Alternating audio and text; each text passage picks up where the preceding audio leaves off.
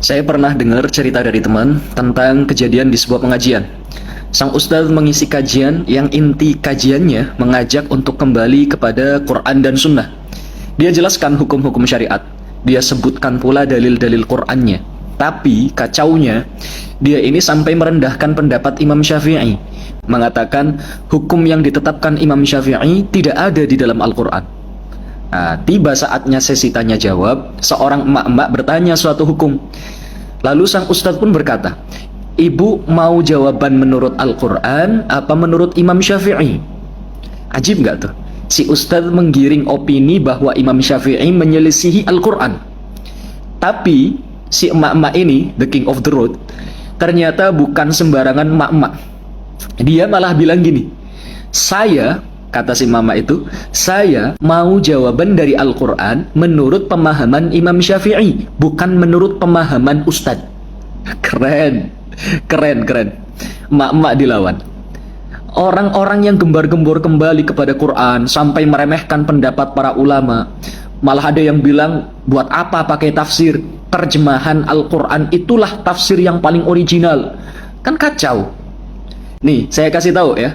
Para ulama ahli tafsir seperti Ibnu Katsir, Imam Jalaluddin Mahalli, Jalaluddin Suyuti, Baghawi, dan lain-lain, mereka dalam mentafsiri Al-Quran itu nggak sembarangan. Mereka memang punya kapasitas itu. Mereka tidak hanya hafal Al-Quran, tapi juga pakar dalam bahasa Arab, mantik, bayan, ma'ani, balaghah, nasi, mansukh, qawaidul asasiyah, dan lain-lain. Hafalan hadis mereka yang bersanad sampai Rasulullah itu juga nggak sedikit. Kayak Imam Suyuti aja, beliau dijuluki Al-Hafidh, yang artinya hafal lebih dari 100.000 hadis beserta sanadnya sampai kepada Rasulullah Sallallahu Alaihi Wasallam. Orang-orang seperti ini menghabiskan waktu bertahun-tahun dengan usaha maksimal untuk mendalami semua ilmu zahir batin, sehingga mereka punya kapabilitas untuk mentafsiri Al-Quran, dan penafsiran mereka bisa dipertanggungjawabkan. Lah ini, ada orang baru baca terjemahan Quran sudah berani berfatwa. Orang baru sekali dua kali baca artikel kedokteran aja, mereka nggak berani loh ngobatin pasien. Jadi bahaya kalau sok-sokan mau memahami Al-Quran dengan logikanya sendiri. Nih contoh ya. Ya ayyuhalladzina amanu la taqrabus salata wa antum sukara hatta ta'lamu ma taqulun.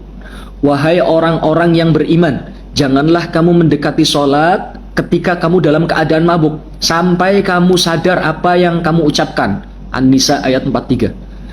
Berarti boleh dong mabuk asalkan jauh dari waktu sholat. Kan nanti pas tiba waktu sholat udah sadar apa yang diucapkan. Bahaya kan?